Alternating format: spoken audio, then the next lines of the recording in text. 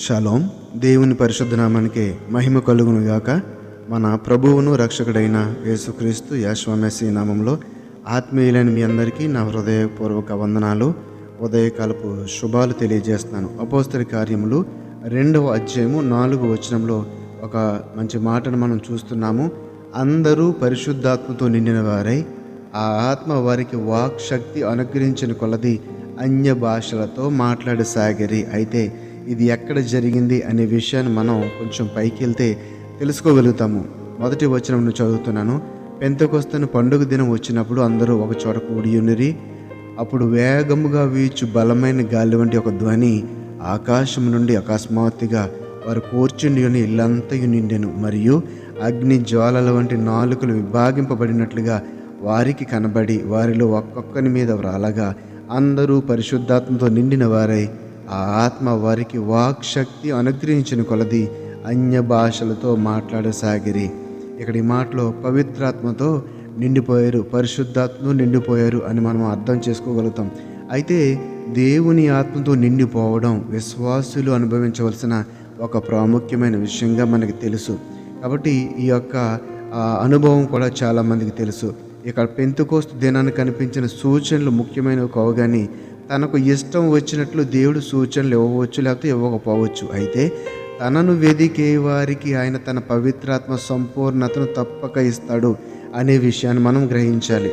తనను వెదికే వారికి ఆయన తన పవిత్రాత్మ సంపూర్ణతను తప్పకుండా ఇస్తాడు. అయితే పెంతెకొస్తు దినాన్ని కనిపించిన సూచనల కోసం వెదకాలని దేవుడు ఎప్పుడు ఎక్కడ ఆశించలేదు, కానీ తన ఆత్మతో మనం నిండిపోవాలని మాత్రం ఆజ్ఞాపిస్తున్నాడు. సూచన లేకపోతే మనం పవిత్రాత్మతో నిండిపోయామని మనం తెలుసుకోవడం సాధ్యమా? అవును, సాధ్యమే. విశ్వాసం మూలంగా, అంటే దేవుని వాగ్దానాలపై ఆధారపడే విశ్వాసం మూలంగా తెలుసుకోగలం. ఆ తరువాత మన అనుభవం మన దేవతతో నిండిపోయామని ఆ యొక్క వాక్యం స్థిరపరుస్తుంది. కాబట్టి ఆ రోజున శిష్యులు చేసినట్టు ఇతర భాషల్లో మాట్లాడటం అనే వాక్యాన్ని కూడా మనము చూడగలుగుతాము. లూకా సువార్త 11వ అధ్యాయము 13వ వచనం చూస్తే, పరలోకమందున్న మీ తండ్రి తన్ను అడుగు వారికి పరిశుద్ధాత్మని ఎంతో నిశ్చయముగా అనుగ్రహించను. అంటే పరిశుద్ధాత్మను పొందుకోవాలంటే ఆయనని అడగవలసిన అవసరం ఉందనే విషయం మనకి అర్థమవుతుంది. ప్రతిరోజు నాయన నీ ఆత్మతో నింపు, పరిశుద్ధాత్మ అభిషేకం నాకు దయచేయండి, పరిశుద్ధాత్మ అనుభవం నాకు దయచేయి ప్రభు అని మనం ఆయన అడిగితే గనక పరలోకమందున మీ తండ్రి తన్ను అడుగు వారికి పరిశుద్ధాత్మని ఎంతో నిశ్చయముగా అనుగ్రహించును అనే వాక్యాన్ని మనం ఇక్కడ చూడగలుగుతున్నాం. కాబట్టి దేవుని యొక్క అనుభవంలోనికి మనము సంపూర్ణంగా నడిపించబడినప్పుడు, ఆయన యొక్క శక్తిని బలమును మనము అనుభవిస్తున్నప్పుడు మనము ఖచ్చితంగా ఆ యొక్క పరిశుద్ధాత్మ అనుభవంలోనికి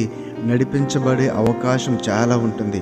దాన్ని ఎప్పుడు పొందుకొనగలుగుతామంటే మనం తండ్రి అయిన దేవుణ్ణి మొరపెట్టుకున్నప్పుడు, ఆ అనుభవంలోకి నన్ను నడిపించు ప్రభు అని అడిగినప్పుడు ఖచ్చితంగా తండ్రి నిశ్చయముగా ఆ యొక్క అనుభవంలోనికి మనం నడిపించుటకు సిద్ధంగా ఉన్నాడు. కాబట్టి ఆ యొక్క పరిశుద్ధాత్మ అనుభవాన్ని పొందిన వారి యొక్క క్రియలను మనము ఈ యొక్క అధ్యాయం చదివితే కనుక పరిపూర్ణంగా మనం తెలుసుకోగలుగుతాము. ఇప్పుడే కదండి మనం చదవము. ఈ యొక్క 4వ వచనం చదివితే కనుక మరొకసారి చదువుతున్నాను. అందరూ పరిశుద్ధాత్మతో నిండిన వారై ఆ ఆత్మ వారికి వాక్ శక్తి అనుగ్రహించిన కొలది.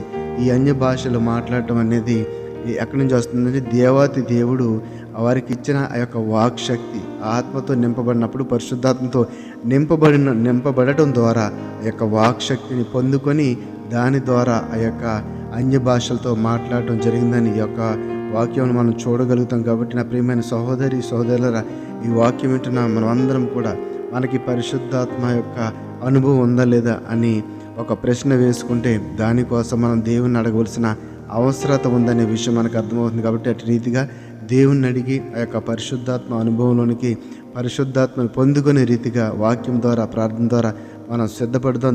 దేవుణ్ణి అడుగుదాం. ఆ యొక్క పరిశుద్ధాత్మ అనుభవంలో నా జీవితం ఎంతో కూడా దృఢపరచబడి స్థిరపరచబడుతుందనే విషయాన్ని ఇప్పుడే మనం నేర్చుకున్నాం. కాబట్టి మన యొక్క భక్తి, మన యొక్క భయభక్తులు, విశ్వాసం, రక్షణ అన్నీ కూడా స్థిరపరచబడాలంటే ఆ యొక్క పరిశుద్ధాత్మ అభిషేకం అనేది చాలా ముఖ్యమని ఈ వాక్యం ద్వారా మనం గ్రహించాలి.